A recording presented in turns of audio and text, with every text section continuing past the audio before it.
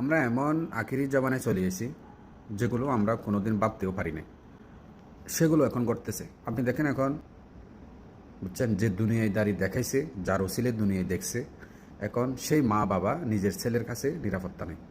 আপনি দেখেন, ছেলের কাছে জান ভিক্ষা চাইতেছে, তারপরও এই মা বাবাকে জান ভিক্ষা দিতেছে না ছেলে। এরপর আবার আরেকটা দেখছি কি, যে নিজে জন্ম দিচ্ছে ছেলে, সেই ছেলেকে নিজের মা বাবা বা মা অথবা বাবা সেই ছেলেকে এমনভাবে মারধর করে, নিজের ছেলেকে গলা টিপে মেরে ফেলতেছে, ছুরি দিয়ে আঘাত করতেছে, এত বড় বড় দিয়ে লটি দিয়ে আঘাত করে এই জন্মদাতা বাবা আর মা। তো আপনি দেখেন, এখন ছেলে মা বাবার কাছে নিরাপত্তা নেই, আবার মা বাবা ছেলের কাছে নিরাপত্তা নেই। বুঝছেন, আগের জামানায় যেভাবে মা বাবাদেরকে মানুষ শ্রদ্ধা করত, ছেলেদেরকে যেভাবে মা বাবা শ্রদ্ধা করত, এখন এরকম নয়। এটা রাইট।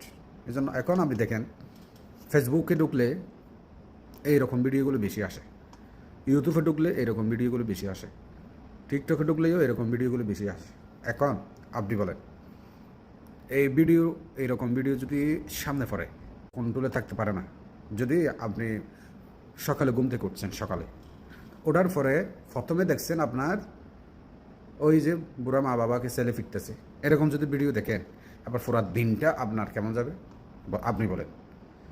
বা আপনি দেখছেন নিজের জন্মদাতা ছেলেকে নিজের মা বাবা মেরে ফেলছে ঘুমের মধ্যে, বা লাড়ি দিয়ে আঘাত করতে করতে মেরে ফেলছে।